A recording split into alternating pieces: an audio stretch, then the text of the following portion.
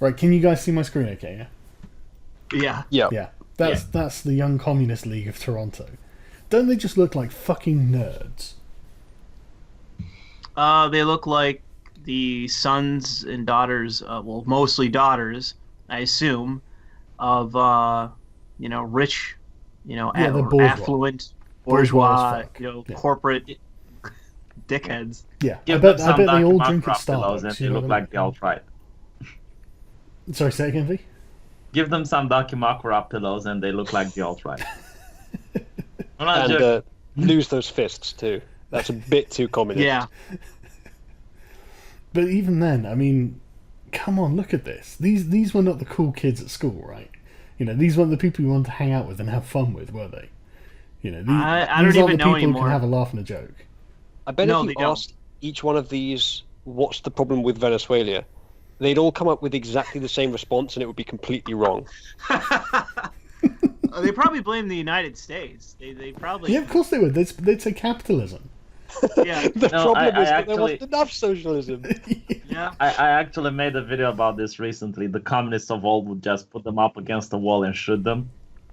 Like the people in the USSR would consider them degenerates, parasite society, line them up and shoot them. I mean, look, all I'm saying is that maybe they had a point, and just maybe. Not everything about communism was bad, obviously. Well, the fact is that these people, because of their income level or what they often are, part of the income bracket that is Yeah. above my own, these people are the consumers. Yeah. These are the people that are going out buying the new iPhone, going out Yeah. buying the new skinny jeans, going out buying a latte every morning. I bet the clothes they're wearing are actually all expensive clothes. I mean, I don't know anything about clothes. Probably. I'm employing the third world with my clothing, but their clothing is probably all handmade. Like Your know- black shirt. Yeah, exactly. £2.50 at Primark, mate. You can't find cheaper. I know because I looked. I just don't care. All winning the YouTube money. Well, it's not. I just don't care about He's clothes. saving. I He's just putting don't it care. away. Just like Norway, as we recently learned. No, well, it's not that. It's I just don't care about my clothing. As far as I'm concerned, it's Yeah. there to keep me warm, and because society doesn't want to see my balls. So, okay, fine. Those are the rules. I will abide by them to the minimum standard possible. You're just wearing black because you're showing your support of Antifa. Yeah, I might get a black and red T-shirt. Oh my god. No, I'm going to start even better. co-opting them. I think. Get like a... Go on. Well, I think if the alt-right had any sense, they'd adopt their colours. They'd adopt their flag. They'd adopt their colours. They would adopt the hammer and sickle. They would have the same completely colours ruin anyway. them. They all have red, white, and black. Yeah, The same colours. I mean, literally, you could just have the inverse. Just have they've got like red at the top, black at the bottom. Just flip it. Who gives a shit? It'd be funny to see them spazzing out, saying, "How dare you use Yeah. our fucking flag?" Yeah, and they would care Oh yeah, because they're petty as shit. yeah, absolutely.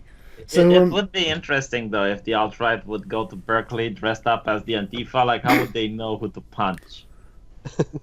good Well, question. the issue with the alt right that I found, and I don't mean like the alt light. I do mean the actual The alt actual right. white nationalists. Yeah.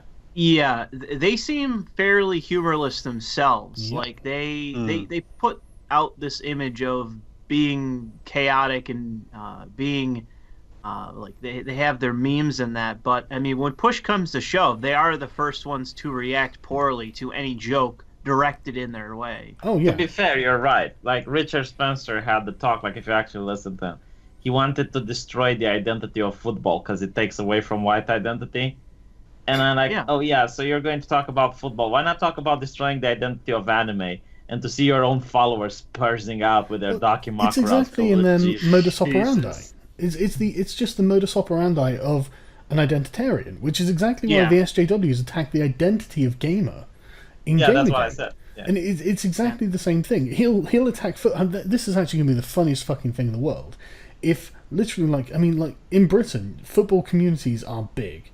They're very tribalistic, and they are a big working class thing, right? Imagine if a bunch of bourgeois white nationalists like Richard Spencer come in with all these batshit identitarian ideas and attack the identity of like being a football fan or the fan of this club or that club or whatever. It'll backfire massively. Oh god, it'll just bring be people Gamergate together for, just to hate him. Yeah, it'll be Gamergate for football, but using working class white men.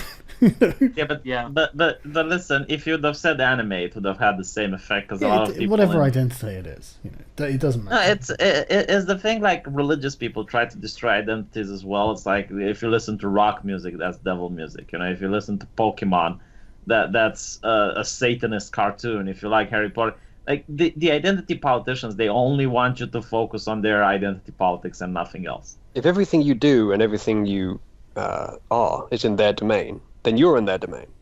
Yeah.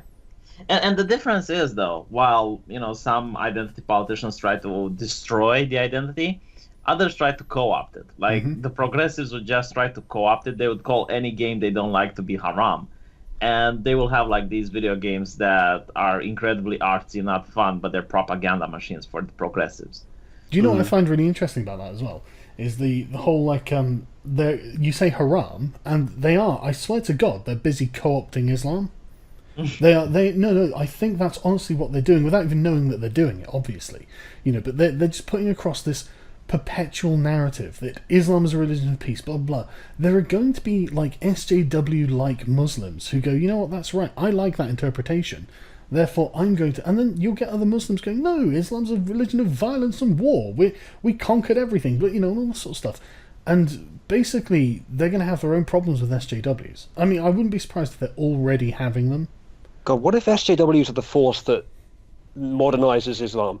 I highly doubt it. I highly straight doubt out it. of left No. The thing is, like Sargon is saying that they have problems with SJWs. Islamists have really easy ways of fixing those problems. Yes. You behead like 2 people and the rest fall in line. Yeah.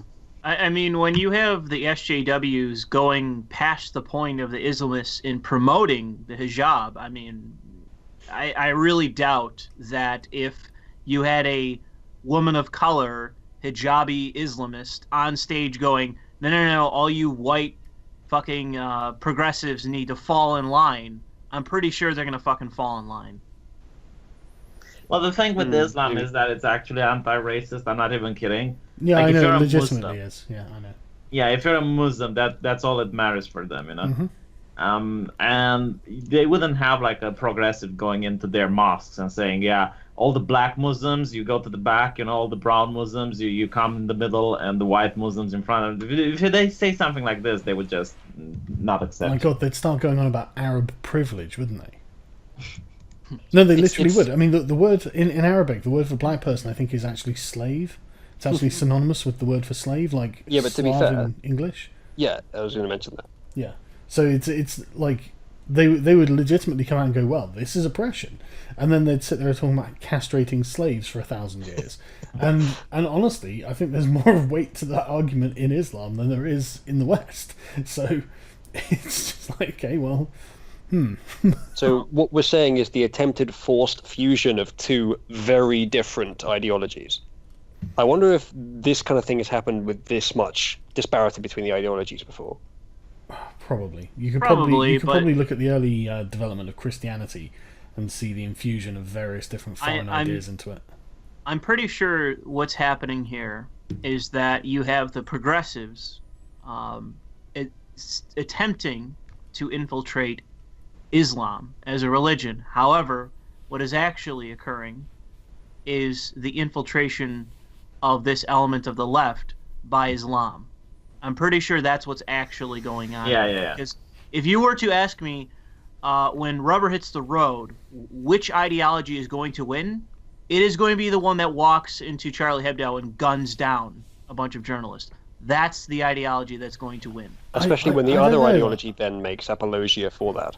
I don't know if that's true, right? I think that sort of thing relies, it's predicated on the idea that the host culture won't fight back. I mean, imagine if you had a Muslim ghetto in Poland, in Warsaw, and they were producing terrorists, like literally, like in France and Britain, once a day, that they were like arresting someone on terror charges. I don't think the Poles would really hold back and say, right, we're not gonna do anything because that would be racist. They'd be like, no, you people are a cancer, get the fuck out of our country. That's what they're gonna do. Pretty much, yeah, Right. definitely. Yeah, no, What I'm they saying, though, absolutely, no, is but that's that- the thing. We don't do that because of our values, and these values are heavily dominated by progressives at the moment, and so it's. Yes, that's my point. Yeah, but no.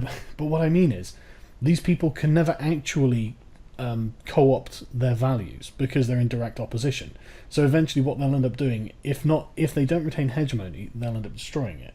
But then they'll give rise to a culture that's hugely reactionary to Islam, and will in turn destroy them. So they are actually symbiotic. They can't exist without each other. And I don't think they'll take over the progressives either. I don't think they've ever got the arguments. That's the thing. I don't think the violence it's bad, but it doesn't dominate millions of people, whereas the progressive ideology does, and it controls their actions. It makes policemen What I'm saying afraid is of that reporting rapes and arresting for rapes. You know, it makes like politicians Well, no, turn I around did and not say. be like. Yeah, we just have to live with people being killed. killed in the streets. You know, it's so unbelievably dominating in people's minds that it's. I mean, people don't even realize how much it's dominating. I think you downplay the violence. Like some policemen are afraid of going into Muslim neighborhoods because of the violence, and No, even I'm like not fire downplaying the violence, right? I'm just saying it's the scale of the people being affected. You know, if say 100,000 police officers across the country, or however many they have, are affected, that's 100,000 people. And then say, I don't know, another 2 million people for the immigrant community, something like that. But then you've got 50 million people living in fear of being called racist, so they can't actually speak about something that's happening. It's not as intense, but because it's on a broader scale, it's still a huge problem that something has to be addressed. That's my opinion anyway. my concern would just be the slow acceptance in the United States of Islamism, in the same way that has been going on for Europe for quite a while. Despite public debate, it's still ongoing. I know, it's and horrendous. The issue would be, in my mind, in the United States, would be the gradual inclusion of Muslims in the United States at a degree that is unsustainable, and that results in the ghettoization and the segregation that you see in Europe, because the United States will then import Europe's problem of segregation and then violence and division and that. Yeah. Well, the good side, though, is, at least in the United States, that despite our issues, I don't think that we're ever going to be as authoritarian as, say, like the Germans, and squelching any and all criticism. I don't think we'll ever go that fucking far. Well, then you have the Patriot Act. I mean, it's baby steps. It doesn't happen. Right, and I'm not saying it could never happen. You know, we could introduce some sort of draconian law that, you know, supersedes the Constitution. We could do that. I think people assume that when people dismiss us in regards to being concerned about free speech, saying, like, oh, well, the First Amendment's there, it's like, well, that can always be superseded by another law. You know, so long as that law doesn't reach the Supreme Court, it can be on the fucking books. It doesn't matter. You know what's funny? The alt-right is concerned that Erdogan said that Muslims in Europe should have at least 5 kids. And Right, but that's for the whole other reason, though. That, like, they want to wrap this in the concern of security and the rest, but they're also making this about race. yeah, but the thing is, like, what people don't understand is that more kids isn't really good, because if you have more kids that you can't afford, which is what's going to happen if you have like 5 kids and you're a minority, right? Most of these children aren't going to go to college. Like, they're not going to become politicians. They're not going to become generals in the military or anything like that. They're going to be like poor as fuck and living off welfare. And what they're going to do is they're going to ask for more social benefits, and they're going to ask for Turkey for help. And then Turkey can go, oh, you're mistreating my nationalists in your country. You're being evil to the Turks. You know, you're being racist to the Turks. And then Turkey is going to have the ability to demand certain things from the EU because their citizens are being mistreated there. I think I don't know, I'm honestly more worried about Turkey's influence on Western elections than demands from the central authority. Oh, not where was Russia's it? then. Sorry. No, not Russians' influence though. Well, not really. What influence do they have? I'm kidding. Well, So obviously, they obviously the have Russians some hacked. influence in Greece, but Obviously, it's- the Russians hacked the paper-based Brexit. yeah, exactly. Yeah. Yeah, but fucking hell, man. But Can this you is even something imagine interesting, being right? that Every fucking single country that has an election will have foreign countries interested in that election. dumb? Yeah. Well, that's every country. I mean, every country. So long. I mean, look at the United States. You don't think that we don't have interest throughout the world to see who actually gets into Of course you power? do. Like when Russia has a vote, I think you want to send like public observers and shit. Yeah, I'm sure we have and no one, intelligence agents. what there. I'm being baffled by it is that no one talks about Israel's interest in Americans' politics. Oh, or absolutely. Saudi Arabia's interest in Yeah, Well, America. that's Absolutely. anti-Semitic, V. That's why. Well, I'm joking, it's not the anti-Semitic. Israelis have it for more than a few reasons. It's not all, conspiratorial, bad stuff. It is more than just that, considering their position in that region. But I would say that if you were to look for one that's completely cynical and pernicious, it would be the Saudis. Their interest in the United States is nothing more than their own interest. Well, Qatar as well. Yes, every one of those. UAE, all of them. But this is these are all just American interests because America is interested in dominating, well, as far as I can tell, the world. But this is the natural pull of an empire, so you've got to expect it. Yeah, but the issue is that how, I don't see our interaction with the listed nations, Qatar, UAE, Saudi Arabia. We don't seem to be gaining much by those nations. We seem to be losing you are slowly. gaining by them selling their oil in dollars and not euros, for instance. You don't suppose. understand how powerful that is. Like your currency. No, I trust me. I get the petrodollar interest. I understand that, and there is more. There is a military.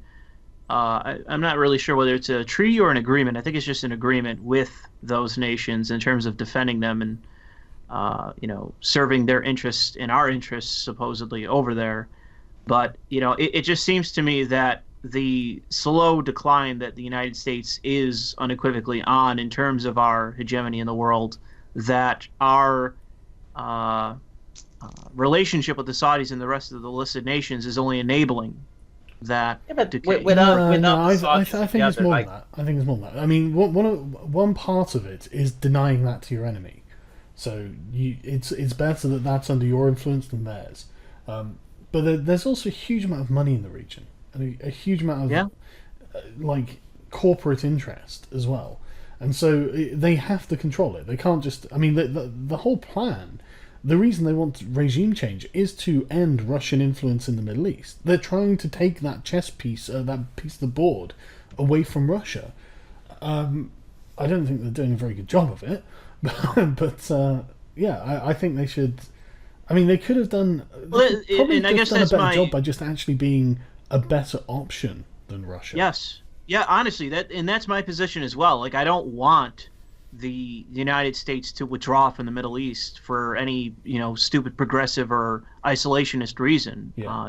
I'm fully in favor of the United States having as much control as we possibly can over the Middle East, but it seems to me that the strategy, since longer than I've been alive, has been terrible and ineffective. Oh yeah. Yeah, I agree. I mean, people like Saddam. I mean, Saddam and his family were legitimately awful people. I mean, Saddam's son was noted sadist. People, there were dozens of reports from not Western reports either. Reports from people from within the regime that this guy's a fucking loon. But people like Gaddafi, Gaddafi, Assad, they're not actually loons. As far as I can tell, I don't think they are actually lunatics. If you actually listen to them in interviews, they can actually be coherent and they don't. I mean, Gaddafi, okay, he was eccentric as fuck. Yeah, I was going to say, he was pretty don't get me fucking wrong, he was eccentric as fuck, right? But he did a lot of actual genuine good for his country. He actually built things. He actually gave the public money to buy houses and stuff like this. I mean, he actually did things. So, you can say, okay, well, he's a terrible dictator. Well, I don't think he was a terrible dictator. If we're going by the physical material results, he seems to have been a pretty good dictator, and that's. Well, The issue but is the you standard. could certainly deal with him because they did. They did plenty of Yes, deals. well, with we did. We did deal with them for many years, as far as I know. But Exactly. the issue is that, like, even if you were to set the standard to say, like, these dictators or these strongmen, and you could include Putin in that category, there's, I would say, a separation between who's worse than the other. But the issue is that, well, why are we not then factoring in, the Castro brothers? Why are we not factoring in China? Despite it not being dictatorship, it's still totalitarian. Why are we not factoring in North Korea? It's North Korea, despite its threat, its looming threat, is just an afterthought for most people. Yeah, we just not have a start special with interest in Middle Eastern dictators for some reason. Yeah. Well, for About obvious dictators, reasons. like I honestly think Germany is heading towards the path of authoritarianism. Like, It really is. Yeah, I think that we've been long down that path. yeah, I mean, with the law of making what was it, streamers to have a license, and people Yeah. are comparing it. Well, it's very similar to television and radio. Well, now you just raised the argument of why television and radio should have a license. I mean, And it also actually is a squeeze on the little guy too. The corporate interest, they're already paying that shit. They don't care. But if you're the self-employed, if you're the little man trying to take on these massive media conglomerates, this is the government putting its thumb on you. Yeah. So Yeah. and Germany it's also being like this, the question, why should television have license? I mean, what are they going to show? Obviously, you can say, well, don't show porn because children might watch it, and it's like, fine, but children can see porn on the internet. right? And I don't Yeah, even you- agree with that. I don't even agree with those standards. That Yeah. like Stephen Colbert, that whole thing with the FCC, I don't agree with any of those standards. Yeah, I People think say, "Oh, well, television- do you want it to be the Wild West?" Hell yeah. Yeah, I want television to be the Wild West. Obviously, I don't want them to teach people how to make a nerve agent or, how to make a bomb or something like that. But if they would do something like that, then where the television is being aired from, and you can just shut it down, and you can arrest the people, right? There's still some things that are illegal, obviously. But I don't want television to be Wild West, and I do think that streamers shouldn't have to pay like $1,000 or $10,000 according to how many. I think there is actually an argument to be made here because television is something that was just perennial and uncontrollable. It was either watch it or turn the TV off. You can't just like. It's more difficult to moderate. Yeah, I agree. It's everywhere. The internet, I think, is different. Even then, maybe it won't be different. Maybe it will end up being. I don't agree. I mean, look at the percentage of people nowadays that have smartphones. It's like over Yeah, 60 no, something yeah, percent. no, yeah. That's. I just even then, not just like now. In 10, 20 years' time, it's gonna be far worse. But I just think that I that just most feel of the like laws. there's more control over All it. right. I don't agree. I just think that most TV, in my mind, the way that it's constructed now, the laws that are in place and the regulations that are in place are positioned or posited as a means to help parents. But I think that's 100% horseshit. I think this is all for the ends of helping the massive corporations stay in power, to have control, to have the money okay, necessary. I think I've refined the argument. I think I've figured it out right. So I think the idea being there's one television in the room and everyone sees the same television. And so kids and parents and whatnot also, they've got to watch the same thing. So after 9 o'clock, there's a watershed or whatever. I think I can see why that was the mindset. With smartphones, it's personal. So you can be watching something that someone else isn't watching, and so you don't have to worry about someone who shouldn't have it having it, because that's the responsibility of the person with the iPhone, which is the parent, presumably. So you don't. I don't. I wouldn't think you would. I mean, obviously there'd be some regulations, blah blah blah. But I can see why a TV license would be different, and because it's a different situation. Do you know that in the next generation, like the parents will know how to check people's history? Like They'll have to, honestly, yeah. sorry, you can like mind fuck your kid so bad, like just asking for his iPhone, and you can look at the history and see every single website he went to. No, Like I actually don't know what the fuck I'm going to do about the whole smartphone issue. I honestly don't know I what would I'm wait going to until do. they're teens. That would be my suggestion. Yeah, because I don't trust the. Like, I'm not going my to try and lock point here- it because they'll just get through it. Yeah, but hold on. My point here is that you have all the control there is. Like, you don't need the government to give you control because you already have it. Like you know how to check the history, you know how to check the cookies, you can easily know how to put passwords around. And this whole idea that the state needs to intervene to educate your children is horseshit. Well, Well, yeah, I think don't- the I would argument he's rather making not, is, as far as I understand, the argument that he's making, at least for television versus the internet, would be television is more public in terms of people that can view it, and I respectfully disagree. Yeah, I understand your that's argument. fine. I still That's- respectfully disagree. I'm just presenting the argument. Why do you disagree? No, I understand. I get you. Why do you disagree? Like I said, I still think that it, despite the public interest it could serve in terms of moderating what people just walking in public could see, I would still say that ultimately the structure that is in place, which would serve that public interest, is still serving the corporate interest above all.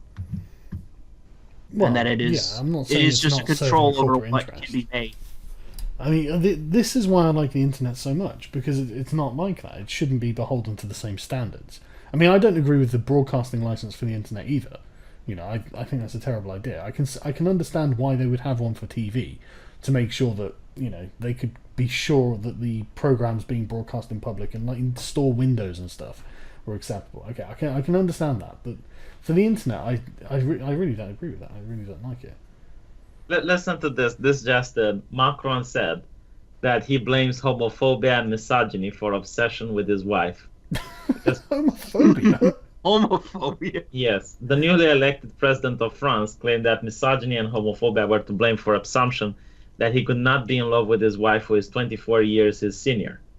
No, I'm says sorry. that, I still don't know how homophobia is involved here. I don't know. We're going to find out. I guess He they're was high accusing on him acid of when being he gay. Well, He said that his wife was Oh. younger than him. Nobody would question the validity of their relationship. No, because that's biologically normal. Yeah, Mr. Macron first met his wife, Brigitte Tronguiot, when he was 15 years old, drama student. They developed a close relationship when they worked together to write a play. No, I'm pretty sure people would still question it if it was the opposite, where he was the teacher and he dated a 15-year-old Are you student. kidding me? be He in would be prison. condemned as a He fucking said- paedophile. He Yeah, said he would that never- it is a he would never rampant know. homophobia, as people would accuse him of being a homosexual if it was a stain or a hidden disease. Okay. I don't get it. I actually have a meme for this, believe it or not. If you want to put it on the, Yeah, if you do yes. happen to want to show everyone, it's in the Skype group. It's a bit coarse. It wouldn't fit the TV broadcasting standards. Oh, that's good.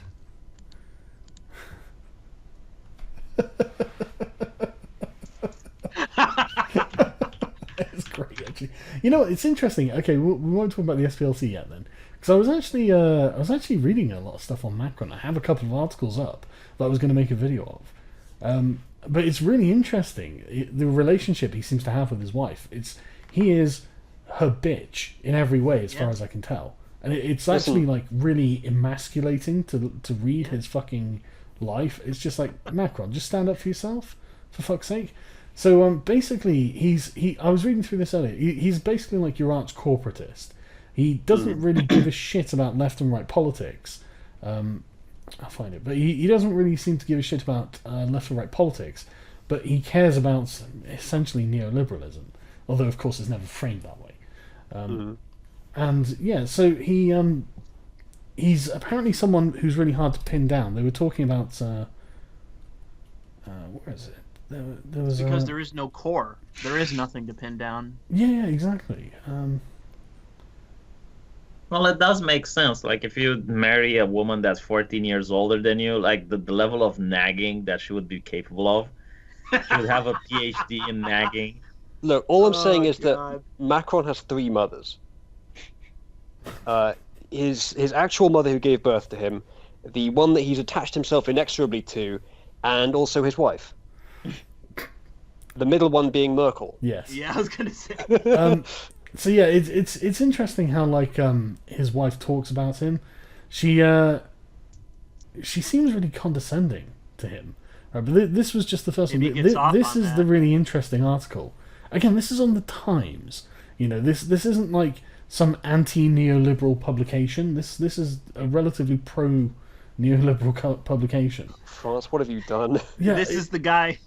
This is the guy. You know that picture of the guy that says, "There's nothing unmanly about wanting to get fucked in my ass by my girlfriend's strap-on." That's this guy grown up. yes, it into a is. politician. Yes, it is.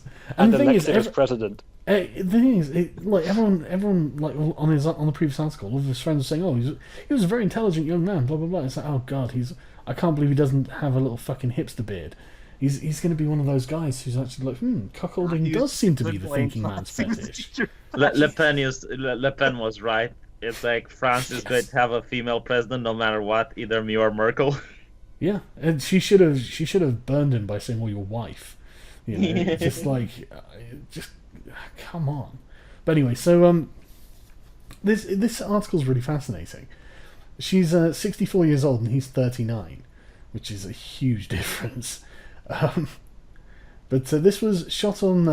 This was a fly on the wall documentary that captures it all, and they say he emerges as boyish but calm, boss of enthusiastic young staff, but he defers to his wife, a drama teacher at his school. The president of France, she's a fucking drama teacher. You know, why are you deferring to her in the first place? And she's in charge. And she's in charge. Oh, very much so. Yeah. Unwinding after the first TV debate in April, Macron asks for a chocolate. She stops him, saying, "I don't want you to eat that rubbish," and he meekly asks for water instead. God damn. Oh my fucking god! Just It was so bad it made V leave the call. actually did, yeah. But seriously, that is just the fucking worst, isn't it? It's just like, God, she is your mother, you idiot. You have a surrogate mother there. I mean, that's the most obvious thing in the world. It just amateur psychology can tell you this. Could you imagine like that being noted? Like there was somebody there reporting that, and you just rolled on with it. The thing is, this is like worse than Justin Trudeau. You know? Yeah, it is. Justin Trudeau is at least kind of alpha. All the chicks love him, so at least, you know, he can swan around with confidence as he completely cucks Canada for everyone else. Yeah. You know, at least he has game. You know what I mean? But Macron is just a total fucking cuck. Look, here's how it works. Trudeau cucks his country, but personally he's not a massive cuck. And Macron cucks his country and is personally a massive cuck. Yeah. It's true. It was inevitable, and I'm not surprised it was the French. You could have had Le Pen. You could have had Le Pen. But listen to this. Macron often seeks his wife's approval, but she does not always give it. Lying on a sofa at his biggest... I'm telling you this is a fucking fetish. I'm telling you that's what absolutely this is. No, it absolutely is. Macron has mother issues, right? Lying on a sofa after his biggest rally, which drew a crowd of 20,000, he basks in the praise of his staff. He turns to his wife, "Did you like it or not?" She does not reply. "Tell me, is it rather yes or no? Was it rather yes?" he asks. He's looking for her approval. It's just completely childlike, mother and child sort of approval seeking. After a pause, and I know this because I have children, right? After a pause, she says, "Darling, we'll talk about it alone, you know that." Fucking what? "I'm not even going to answer your question in public. We will discuss it when we're alone." Fuck me. That is just... Oh, man. I tell you, I just cannot... I find this kind of triggering. Just like, okay, no. You know, you're not respecting him as a fucking adult. He is the president of France, and you treat him like your child. Is this where the homophobia comes in the next paragraph? That he's denied rumors that he's gay? I guess it must be, yeah. In another documentary also broadcast on Monday, Macron explains why he decided in March to broach and deny rumors he is gay and involved in a relationship with a senior broadcast executive.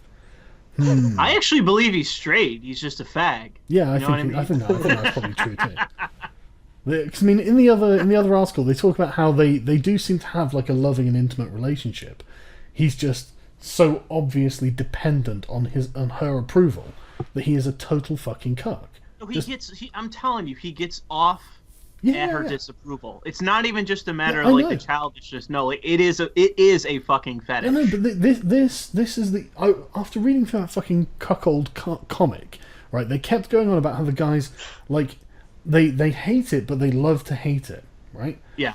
And that's exactly the same thing with this. Exactly the same feeling. It's just they like being chastised and trying to earn the approval, you know, because it gives them a high when they get the approval.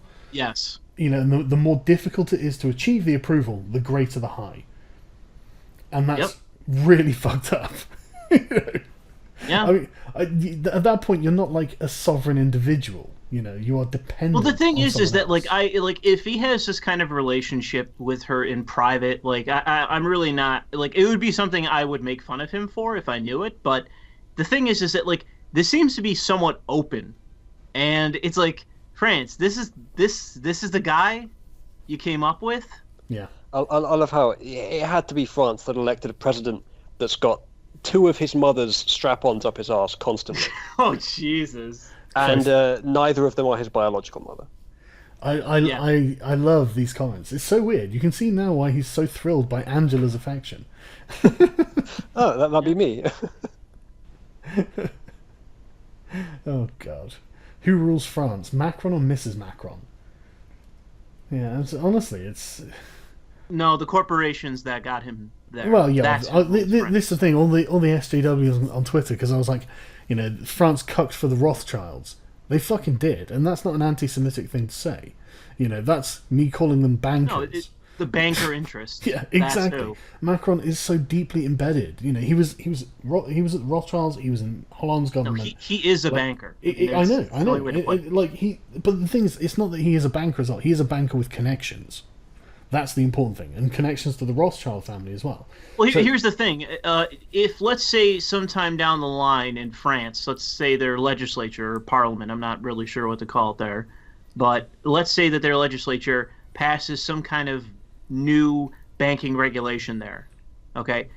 Do you think that this is the fucking guy that's going to stand strong and do anything about that? Do you No, think of this course is the not. guy that has any kind of personal core that's Yeah. going to stand to any fucking... Let's say there's Well, a whole wave that's why of he's a willing migrants. participant in the system, because he doesn't have a personal core. you know? Right, but it's not just that. But it's like, okay, let's say that there's a wave. Let's say France goes to war. This is the guy you want in charge of your country. This is- is the guy. To be fair, is there anyone in France who's going to surrender quicker? No, no one. This guy. This would be the guy that would surrender. And the thing is, That like, was the joke. You're well, the thing is that, like, it doesn't then justify Le Pen, but it's like, No, I know. you know, you at least have to offer somebody that, you know, even compare this guy to Obama. It's like, it's night and day, and people gave Obama tons of shit for being, you know, weak-willed and limp-wristed or whatever, but it's like, I can't imagine that, like, any country would ever approve of somebody like this. saying that Michelle Obama was probably quite domineering herself, wasn't she? Yeah, for sure, Yeah, but it's like, but It wasn't but it's- this. though. guarantee- It wasn't I guarantee. this. You know. His wife and Merkel are going to get on really well. yeah. Oh, brilliant! Yeah. Brilliant. France's negotiations are going to be done via drama teacher. Fucking amazing. Close to the done truth. via mother meetings. Oh God. How disappointing is this for France? If I were French, I'd be like, fuck this cuck. French should be as disappointed in Macron as his wife is consistently. God. The thing is, though, I honestly I agree with the criticism on Obama as well. Like, man, I mean, you see the thing is, at least with them, they tended to not make it public. But like, you'd see like the pictures of him, like the one where he was getting on with like the Danish prime minister or something a bit too well. Yeah. And then the next picture, like his wife is sitting between them, and she's looking like she's chewing a Yeah. fucking wasp. You know? Did you? The shit I loved was with Bill Clinton. Like, every time that he saw like a woman he's attracted to, Side he'd always eyes. look at him, and he'd just stare at him for a few seconds. Oh my god! Oh. He'd look at her real quick and then look away. I can sort of imagine how Hillary became what she is, living with someone like that. Jesus Christ! Can you even imagine? Bill's gonna sex be a horn pest. dog until he's in his grave. Yeah. I love that Colin Powell was just like, yeah, he's still banging bimbos. Yeah, it's great. Tell us what you really feel, Colin. You got anything else interesting going on? In regards to France? Well, it's in regards to anything. Stuff we can talk about, because I'm still recording, so. Oh, sure. I mean, just pick another subject. There's plenty of shit going on. Oh, what's been going on? Like, I've noticed that there have been a lot of angry Antifa supporting communists on Twitter recently. Well, that's only because of you I know. and baiting them as much as possible. I know. No, it's not bait. Saigon really believes it. God, Oh, okay. I tweeted out a couple of weeks ago, I just don't know why my bait is so effective. But it really is. Like they just Yeah. flood, and it's just like, and what I love about it is like, I tweeted out the fucking fascists from the Ukraine, Svoboda, and no, was it Svoboda? It was someone else actually. Sorry, but it was obviously fascist, right? And I even got a bunch of communists going, like, I can't believe you tweeted that. That's so stupid. And I was just sat there thinking, yeah, but can't you? I mean, like, a bunch of them were like, this is obviously bait, you know. And I was like, okay, yeah, mark those down. They're the intelligent ones. You know? So obviously the minority, right? Yeah, well, and when I say intelligent, I mean the 100 IQers. You know, like. I'm not joking. So many of these fucking idiots are just No, like, they oh my god. really are pretty fucking stupid. Yeah. I can't really say otherwise. I've seen a lot of shit said about the like they posted, and it's just like, wow, this is not intelligent. Anyone who supports the Labour theory of value, in my opinion, is just like, honestly, that's just the silliest thing in the world. And I was watching like a bunch of them debating this on Twitter, and I was just thinking, like, you need to just read anything that wasn't written by Marx or Engels. That's basically what you need to do. And like, don't stop. The only history isn't the Russian Revolution or the Spanish Revolution. You know, they don't know any history outside of these places. And it's like, okay. But the thing is, I don't really know much about this fucking Spanish Revolution, or like the Spanish anarchist communes and stuff. I don't know anything about those because they are historical footnotes.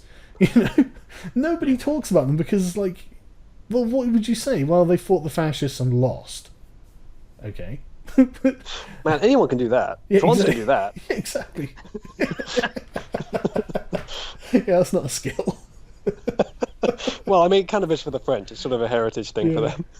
But then, Surrendering. what I love as well is they're putting a conundrum then, because when you get to that part of the conversation, they're like, well, yeah, but what about the Soviet Union? They defeated the Nazis. It's like, well, yeah, but you're against Stalinism. You claim to be anti-authoritarian, so in fact you're not anti-authoritarian. You actually don't care about authority as long as it's the kind of authority that's on your side. You fucking hypocrites. You can see I spend a lot of time arguing with these people, but to be honest with you, I have a feeling that at some point, public debates with communists is going to be a thing, and people have to be prepared. I know that's stupid, but they're fucking everywhere. I mean, look, the Labour Party... I would say for the Labour Party more so than... The fucking Labour Party just came out as a bunch of fucking commies. Corbyn, I'm going to do a video on it this week, probably tomorrow's video, right? Because it's just like, it's unbelievable how they've basically just gone red, completely just been like, yeah, you know what, actually, yeah, we are all communists, fuck you. It's insane. And Corbyn supported it, fucking... McDonald, and the funny thing is as well, McDonald, when he's on TV, he goes, well, no, I didn't say Marxist. It's like, no, you said Marxist. You know, we know. You went to a communist rally and said solidarity. Fuck off. There's also footage of an interview with him where he's asked, are you a Marxist? And he says no. And you cut that immediately with him saying, I am a Marxist. That's literally what I'm going to do. That is literally what I'm going to do. It's just... And I honestly want to just ask them, okay, when has socialism ever enriched the poor? When? It's a good point. It doesn't enrich the poor, it just makes the rich poor. You know, it doesn't enrich the poor, it just makes everyone else poor. It's like, okay, I don't want that. Although, I say everyone else, apart from whoever's controlling the system, of course. Yeah, I was going to say that's who benefits from what I've seen. Obviously. But it's just like, oh, God, it doesn't help anyone. It's so crazy to see, like, these politicians overseas. You know, I don't really know the relationship in in the UK with communism, but I can only imagine, you know, if you had, let's say, a mainstream Democratic politician, let's say the Speaker of the House or somebody like that, at a speech underneath like a dozen or so communist flags, that would get wall-to-wall coverage for about 2 weeks. It would be unending questions, unending coverage, and that person's political career will be over with in a second. Yeah, but to be fair, that has been somewhat reflected in the local elections here, and it will be in the upcoming general election. People don't like Labour. Well, it might not be because before we go off on a tangent on Labour, I just wanted to bring back to why we're going to have to start talking to communists. Go for it. Being a communist would no longer be a cause for losing a state job under a bill narrowly approved in California. Right, so you're letting people into state jobs who, because of their ideology, expressly wish the overthrow of the state. Yeah. That's not really a good idea. Yeah. And we have basically these people in the Labour Party. I mean, they'll all tell you that we're democratic socialists. It's like, yeah, but you went to a Stalinist rally. Right.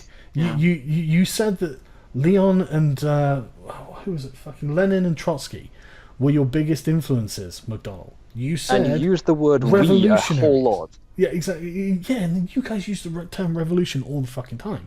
It's just like, look. But yeah, good luck, really. Communist. Where's McCarthy when you need him?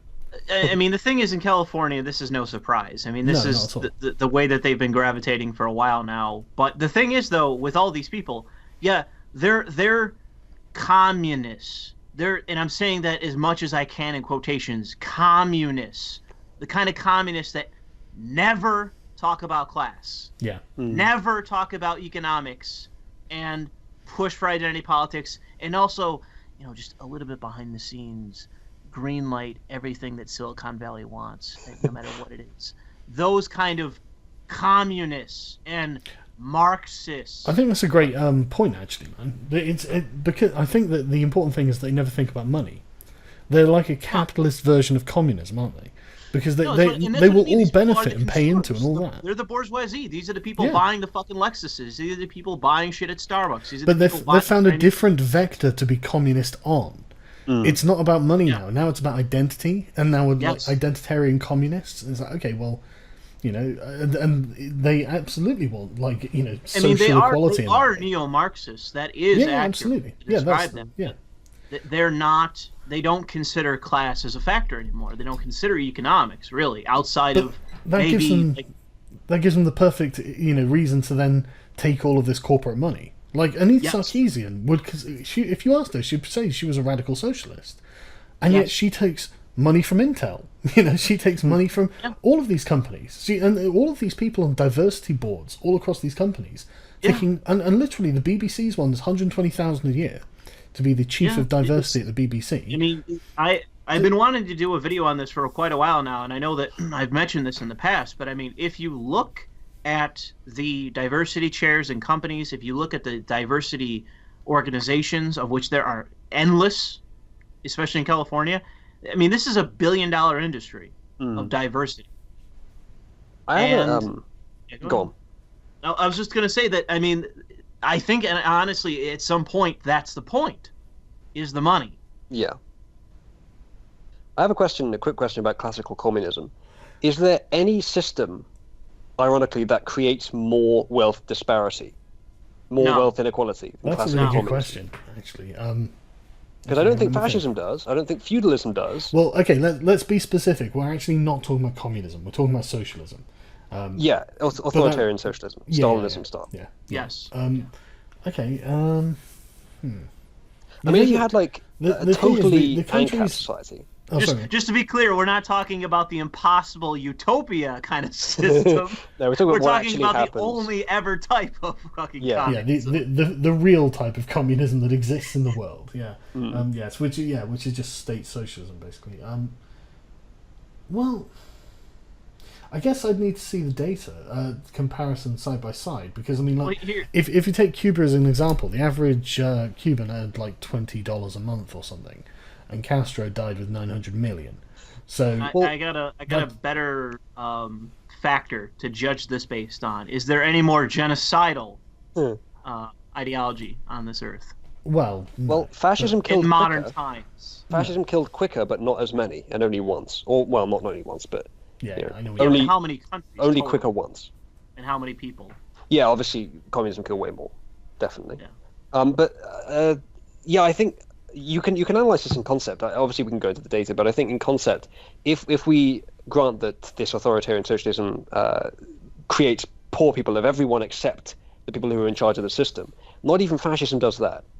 Yeah. Like, fascism still has a gradient, even though it might be skewed from what we would prefer. But communism is just one base level where everyone is destitute, and then there's a few people at the top who control everything. That, to me, is the most wealth disparity you're ever going to see. Yeah, I mean, it looked very much like the party structure in 1984. It was something like 87% of the people were the proles. Proles? I was going to say plebeians, but that was the Romans. Romans. But yeah, so you would end up with something very similar, I think, and then the sort of like 10% or something, the inner party, and then 3%, the outer party, and then 3% the inner party. Yeah. I think that's what you'd end up with, and I think the reason that Orwell gave those sort of figures is because that's what he was seeing. Can I offer a clarification really quick? Sure. That to the people listening to this that don't understand exactly what we're saying and think that we are in any way endorsing fascism, because they are people out there that believe that, as we discuss this, that this is an endorsement of fascism. But no, what we're saying is that based on history, based on the attempts of communist, quote unquote, structures or governments in the past or attempts at it, it has always resulted in something so horrific that it cannot be equated to anything. Yeah, that but even in comparison to fascism, it isn't even really equitable in terms of the loss of life, the loss of liberty, and the loss of property, and the loss of prosperity. But all I'm saying is, right, you can snap one stick if it's on its own, but if you put them in a faggot, they can't snap. So that's obviously the way forward. Yeah. I mean, fascists basically what Louis is saying, the though, I think it's important, just in case there are people who don't understand. Yeah. We are basically Western chauvinists. We're basically Western liberal chauvinists. Liberalism is demonstrably the best system by material standards, and not what most people call liberalism today. Classical liberal principles are by just any metric far more successful. They make poor people richer than they were under any other system. Feudalism, communism, socialism, whatever. The poor now have iPhones, so they're poor, but they're not that poor. It's relative poverty. The thing is, in our systems, if there is a problem that prevents these things from happening, it's because people aren't adhering to these principles well enough. However, in a communist system, it's because they're adhering to them too well. Yes. Yeah. And the thing is with China, I mean, the only way that they're now having a middle class is that they've all but abandoned the ideology of communism. The only thing they have left is this not like this cultural concept of what it is to be a communist, because they aren't actually communist and they've never been. So they've all but abandoned that, legacy, but they're just holding on to this totalitarian dogma that they refuse to let go of.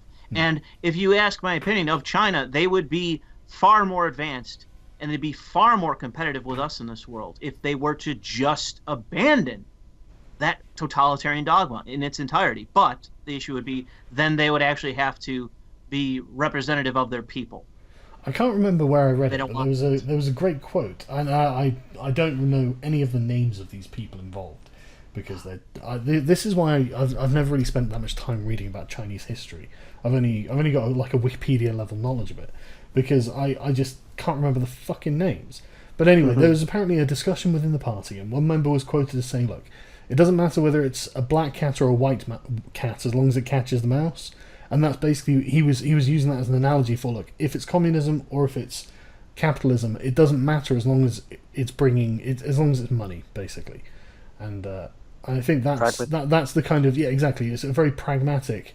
Pragmatism over ideology. Yeah. Absolutely, and I think that's basically been the thing. I mean, it's just been like, well, we make more money this way, so that's why they're changing, because this is just the better way. But like I said, the issue is going to be that eventually they are going to have to deal with the fact, and it's why they censor the internet, and it's why they spend so much time censoring information, is that once the public finally knows, or at least a decent percentage of it understands, that their government fundamentally is an oligarchy or a plutocracy. It is something that is only benefiting the very richest and the very most powerful people within the structure of that nation, and that, the only way for them to actually find reform in having a better nation, a better China, would be to abandon the dogma of communism, of Stalinism, whatever bullshit label you want to put on it, and actually understanding that the only way that they're ever going to take power back from the politicians that are essentially there, the oligarchs, is going to be in a republic or something close to it. Well, there have already been workers' rights movements appearing in China, haven't there? As the middle class grows, it becomes rich and it becomes expectant of rights. Rights in China? Yeah, exactly. No, they are now talking about it. I don't know. I haven't been keeping up with it, so I don't know how successful it's been. But I remember seeing a few reports a few years back about it, and just been thinking, oh, that's interesting. But that's the natural consequence of a growing wealthy middle class. They are the sort of check and balance to the government and the corporations, and they need to be, and they should be. This is why we should be concerned about the middle class. But the thing is, honestly, this is my problem with Champagne Socialists, though, right? It's like, you don't understand. I don't want the middle class to disappear. I, in fact, think the middle class should exist. So changing everything to socialism is going to guarantee the end of the middle class. And I don't want that. I don't want the end of the middle class. They are necessary. They just need to pull their heads out of their fucking asses. And they're not. Oh man, I was thinking about this a lot, right? Rousseau's conception of the bourgeoisie is very, very fucking interesting. And incredibly applicable to what we're seeing now, right? So he defined, I think he actually coined the term bourgeoisie, and he defined it as being a class of people who are different to the people who have come before them, obviously. They are concerned with, when they're on their own, they think about other people. When they're with other people, they think about themselves. And they're concerned with looking at others and being looked at in return. And it's that really gets to me. It keeps coming back to the forefront of my mind, because the virtue signaling. It's a exactly. very easy thing to. He's describing virtue signaling and why one would do it.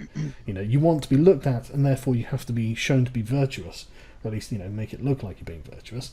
And it's all for your own self-aggrandizement. That's the thing. And it's to maintain this pretension in society, a certain level. And I've been thinking about this a lot, because this is the culture I come from. All of my friends are just like this. My Facebook feed is a fucking bloodbath for people who don't support Jeremy Corbyn. These are all of those people, and I'm just thinking, God, it's so fucking pretentious. These people are pretending to be virtuous.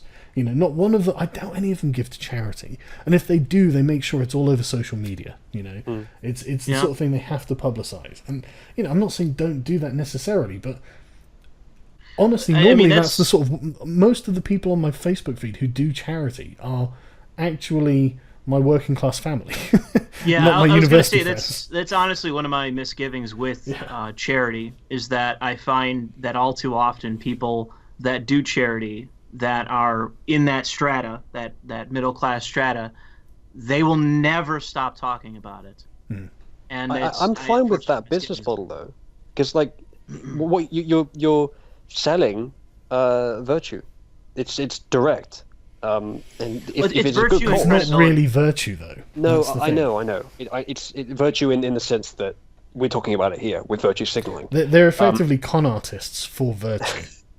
Kind of. I mean, it's not really. It's not exactly a con. I don't know. Oh no, it's there are charities that are fully legitimate and that are. Oh no, I don't mean charities. I mean virtue signaling as a concept. Right. Yeah. What we're saying is that there are charities. I would say, at least in my own right, I would say that there are charities, or so-called charities, not for profits, that are 100% baseless bullshit. Don't do fucking anything. Well, yeah, like the Clinton Foundation. Well, more than just that, for sure. That people give money to and then virtue signal about, and what that organization is doing is selling a product, and what they're selling, not only just it's not just virtue, it is also credibility, because you are a lot harder to judge the integrity or the credibility of somebody that can tacitly show you that they are charitable or generous. I think that still comes back to the virtue, though. I think that's just a result of the virtue. Because if your credibility in certain circles does come from how well you can virtue signal, even if that virtue signaling is somewhat earned. Giving to a charity just gives you a reliable well from which to draw those virtue points. Here's a quick example. Okay, I give every year, and this is I'm just using as an example, and I don't do this anymore because I hate the ACLU. But I give $10,000 every year to the ACLU. I am a civil libertarian. But at the same time, I work for Congress, and I pass the Patriot Act. Do you see what I'm doing? No, absolutely. That's the point. You're financially invested in them, and therefore. And the thing is, the issue is that in public, and I've seen this, and I could give examples of this, that in public, all one has to do is then point to the ACLU. Yeah. I give money. Are you trying to say that I'm not credible, that I'm illegitimate, that I'm not a civil libertarian? What kind of person would not give that much money? I do that. And like I'm saying, it is a product. It is a product that they are selling. And the ACLU is an example of one organization, for sure, that I can point to and demonstrate that is aware of this, that they are selling credibility. And the thing is, that's what everyone's doing on a micro scale, isn't it? With the whole like Twitter virtue signaling. I mean, whenever SJWs do it, it's just embarrassing to watch, because you know something about them and you know that they are not virtuous people. And so when they're sat there trying to make it look like they're virtuous, and things, you notice that their ones get retweeted really heavily because it's groups of people who want to signal their own virtue in a minor way. Yes. And it's like, look, you're not doing anything by retweeting this. You're not doing a thing. It's not just that you know they aren't virtuous. It's that you know they aren't meritorious either. Well, yeah, there's that too. But I think that's heavily interwoven with them not being virtuous. Yes. But that's the point, though, isn't it? You know, it's they are con artists for virtue. You know, that's what it is, and it pisses me off. I don't like it. You know, I always give to homeless people. I feel fucking guilty if I don't. If I walk past a fucking homeless person, right, and I've seen a homeless person, I will sit there and think, that person's probably hungry. You've got a couple of quid in your pocket, and I will stop and turn on my fucking heel and go and give them some money and feel like an arsehole for not giving it first. Because, man, I just feel guilty. I just keep thinking, well, there, but for the grace of God, you know. Luckily, I had some friends that I could crash on the couch with, when bad stuff happened to me. So it was... But, like, I don't go around fucking, like, taking selfies of myself giving to this person or something and putting on Twitter. Or pranking the homeless or shit like that. Yeah, I fucking know. But you know what I mean? I don't... You know, I'm saying it now, obviously, because it's relevant to the conversation, but, like, I don't, take a photo of myself, hey, just gave 10 quid to a homeless chap, aren't I awesome? Retweet this to show how awesome I am and how much you support helping people, and therefore you are also awesome. No. Retweet if you support the homeless. Yeah, exactly. That would be the fucking thing. Yes. And it's like, you fucks are doing nothing to support the homeless. I'm just imagining a wealthy bourgeois kid retweeting it as they walk past a homeless person. Honestly, that's exactly what they do. Yeah. I mean, I used to that's a great picture. Isn't it just? All of these have been great, by the way. Didn't get a chance to comment on them. But... Oh yeah. I've just been, in sort of like a lull where I'm listening, but I don't, I'm just checking Twitter to see if anything interesting comes up. Yeah, just basically something funny. Should we pivot to you not going in Alex Jones because you are a cuck? Oh, fuck your pivot. You got to do it. You have to go on a show, man. Yeah, I probably will. It'd be funny. It's not that I'm worried about going on a show. It's that I'm worried that I won't be able to troll. I won't be able to stop myself from trolling. I like Alex Jones. I think that I think he's probably well intentioned, and Jesus, the amount of ammunition you're giving your enemies. No, I know. It's great, isn't it? He's a showman. He's fucking the modern day P.T. Barnum. Exactly. It's like He watching seems very WWF personal. for politics. Like whatever it is, WE now for politics. It's like it's fake.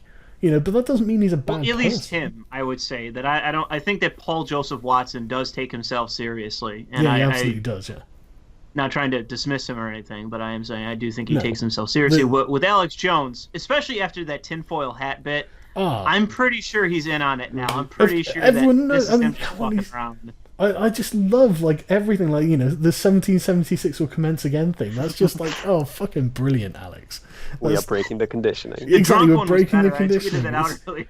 It's fucking hilarious. Inauguration night when he's drunk. Oh man, it was so great. I actually haven't seen that one, but I bet that was fucking amazing. I fucking sent it out earlier, and I know I put that in and I sent it to you over Skype. I just haven't had the time to look at it. Calling women cupcake. It's like a guy in the background is wearing a Trump shirt, and he goes 1776, and then Alex Jones it just snaps. He's like 1776 will commence again. Yeah. Bravo, Alex. But that's the thing. It'd be like going and seeing your favorite comedian and going on their show. You'd be expecting a lot of jokes, and like the guy who emailed me was in fact, hang on, let me let me tell you the subject. I'm sure it'll be a lot of banter. I'm sure you'll enjoy yourself. Did you see him on Joe Rogan? I on don't Joe think Rogan, I'd be he able to was- stop it. He was very personable, even though he said some crazy stuff. Like, I think he's probably a decent person if you can get past. Yeah, I the think. sort of Well, no, I concept. agree. But he wants to talk about Trump's time in office so far, the alt-right, the French election, and political correctness. Something else. Fucking hell. I haven't. I mean, I've been following what Trump's been doing, but not with any great degree of focus. I've just been listening to regressives Yeah, you whinge probably about it, have to go basically. through some of the minutiae because I have heard that while there are some things to praise, from a certain position, I would say that there is a decent amount to criticize. I'm not worried about praising or criticizing. It's just that I wouldn't have very much to say. If he's done something good, then I'll praise it. Obviously, if he's done something bad, then I'll condemn it. Obviously, but I'm just not that interested. Now it's the interesting bit is watching the establishment reacting to him. Then I would pivot to that. If you get into that conversation, I would just pivot to that. Yeah, I guess Talk about the Democrats. I mean, that's the factor in this. Oh in my god, opinion, the Democrats. 99% of this is not any kind of real, reinvention of the right in the United States. This is just the fall of the left. This is just the Democratic Party and the left completely falling on its face, losing droves of supporters, and not being in any way in any position to rebound from that. People are talking about 2018 already, and it's like, why bother? They're going to get slaughtered. Honestly, it's the same with the Labour Party. Like V was saying earlier, they had an article in the Guardian saying it's not all over, and it's like, no, dudes, it's all over. I mean, you fucking hell. Imagine if Bernie Sanders came out as a Marxist in America. Labor. Sorry, say again? It'll happen eventually, but the thing is that the general, it'll happen, and people, oh yeah, good job, you're a Marxist, so am I. But it's like, yeah, you're 5% of the fucking public, and you're all in California or New York City. It's like if you were upstate New York or anywhere, any rural part of this country, and you're like, yeah, I'm a Marxist, people run your fucking ass out of town. You'd have no sympathy. I love how has Shadow Chancellor of the Exchequer as well. It's not that he does something else and it's incidental. No. It's that he's interested in the economy as well. Oh, fucking that could not be a... if it was like the Home Secretary or something, it wouldn't be as bad. Not on a university campus anymore. Yeah. You're not an academic. You're not on a university campus. You're actively trying to run in politics. You're trying to represent people. And when you are a down communist, the baby toys now. The thing is, when you are a communist, you reflect fucking no one. You reflect no one. And you're not going to actually represent 99.99% of people that are not communists, that are not even socialist revolutionaries, okay? I think it's the few peers they surround themselves with is the people that they care about validating themselves You to. and your 5 fucking friends. That's who you're going to represent. But I think a lot more than we may give credit to relies on who people seek validation from. It sounds like a platitude, I guess, but I think you can see this if you examine anyone in any group. Their perspective, their motives, their beliefs, validation from. There's few people that doesn't apply to. Yeah. The issue, I would say, in terms of the Marxists, I would say from nowadays, as I said earlier, in terms of class and economics, they will be Marxist/communists. And let's say they by whatever chance they get elected, they get into office, they will immediately become corporatists because that's who these people are. They are destiny at heart. They are just corporatists. They will not serve any interest other than their own and that of the corporate interests. That is who these people are. That is who they've always been. And that is every example that you could give me of any quote-unquote good progressive in Congress anywhere, okay? They will ultimately serve the corporate interest because they will understand eventually that their ideological interest is not what is going to keep them in power. It is not going to serve their interest. Money from the corporations is what is going to serve their interest. And so they will kowtow to the corporations. The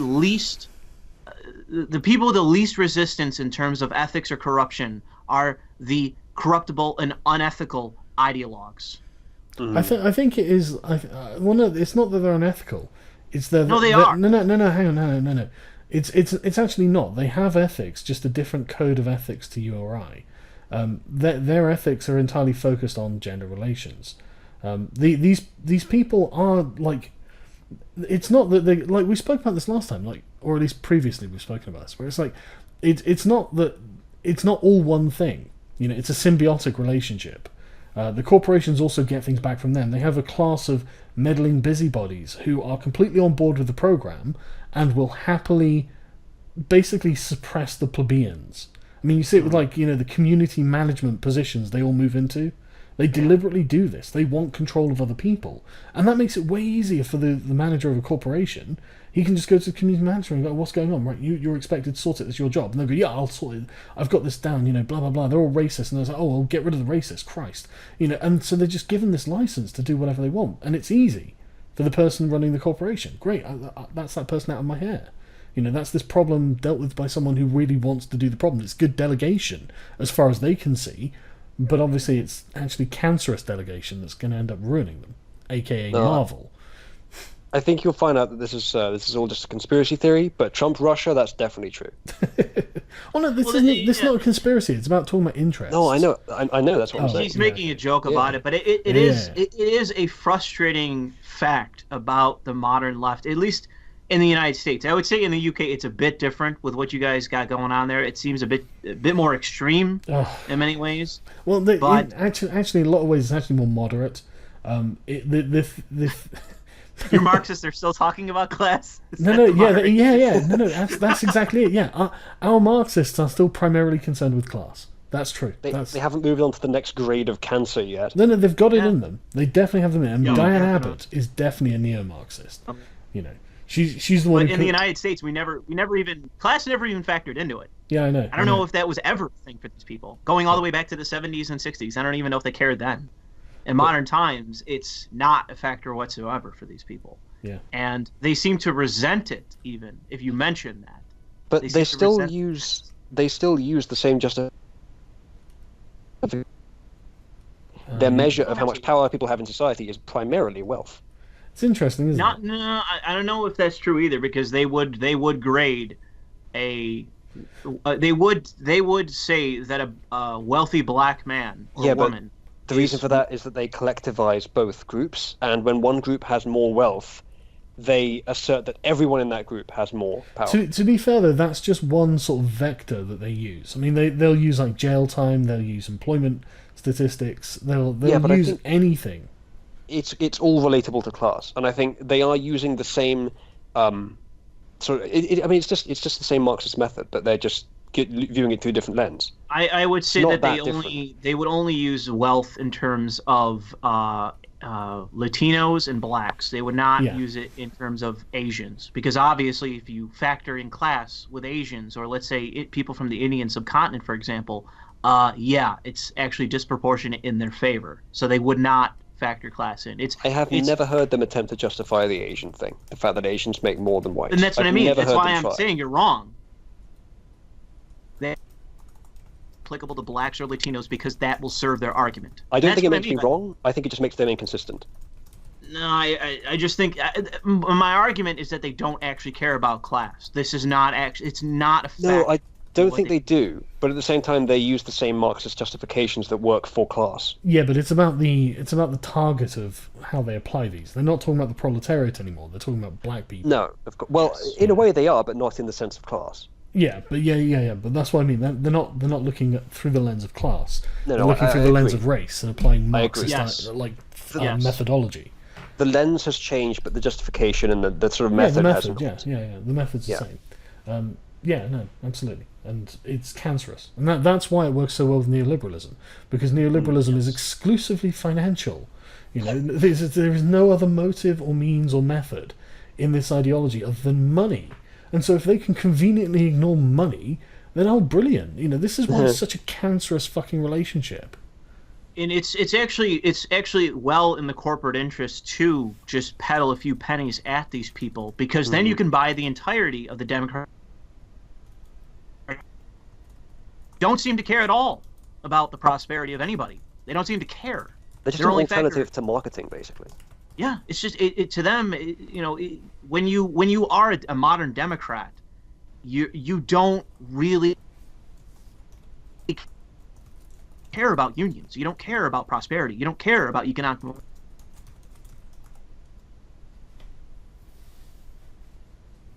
Fucking hell, Skype is the worst.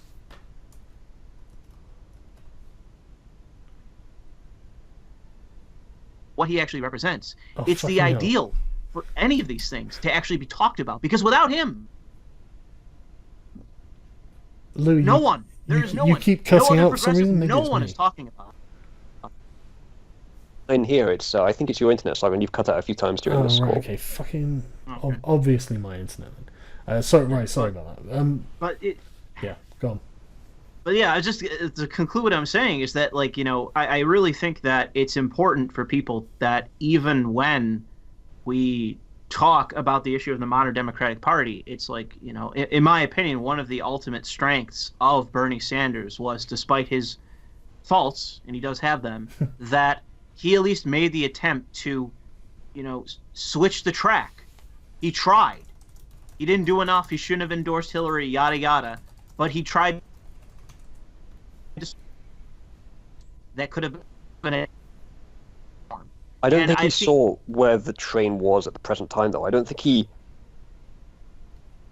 didn't seem to No, be he didn't do enough. a vociferous I'm not- opponent of it. Granted, I mean, I'm not he gonna. tucked Yeah, it. there you go. You know, it's not Yeah. the only time, but you know, he actually. I don't remember if him or somebody else actually did a political advertisement where they feature this as a positive, and I'm dead serious.